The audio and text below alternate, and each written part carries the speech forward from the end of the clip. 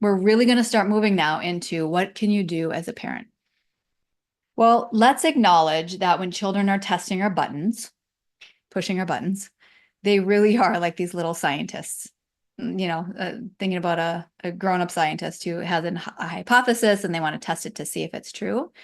The little scientist in a child's brain is testing. Will I win? Will I win? Can I get fill in the blank? What does your child like most of? I mean, this is just for fun to keep you engaged too. What does your child want? More screen time? Later bedtime? Sweets? Like, what has it been lately?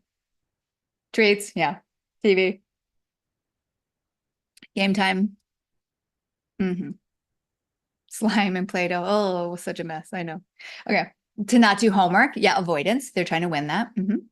Leave me alone, be left alone. Attention.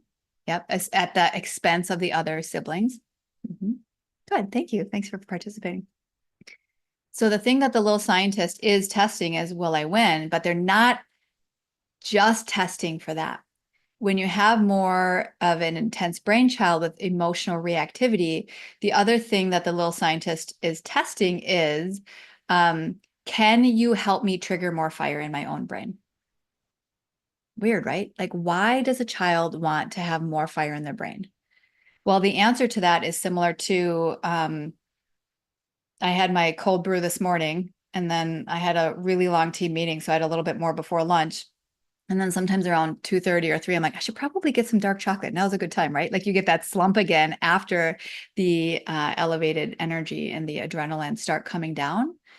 The same thing is true for kids who are used to being in chaos internally or externally. If they're like the duck paddling underwater, where things are just like always really fast inside, the baseline for them is more adrenaline and cortisol. And if that starts revving down, then the scientist in the brain tries to escalate it because of homeostasis.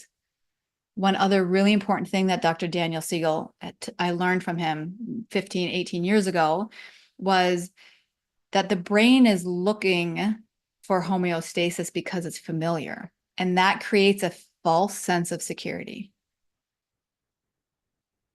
So it's kind of like staying in a job or a relationship too long just because it's familiar.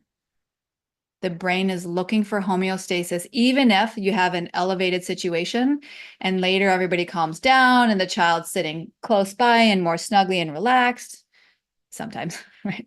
And you say, I was crying and you were crying and that was really hard. What could we do differently next time? And your child answers it for the 48th time and nothing changes because you can talk about it cognitively, but if we haven't shifted the scientist's need for the energy match, then they're used to this baseline and they're seeking it out. Kind of like if your kid's on YouTube and then you take it away and then they're like panicking and they need it again. And when can I get it again? And they're like running around the house chasing you, trying to find out when. All of like YouTube and screens tend to have this elevating effect in terms of the neurochemistry. And so when it comes off of that, it wants to be at that high level. It's fun, it's stimulating. It's like the dopamine hit because 48 people commented on my Facebook post. I mean, that's dated. What is, whatever. I got all these likes on my Instagram. So many people watch my reels. And so it's looking for this excitement. It's just that it's negative excitement.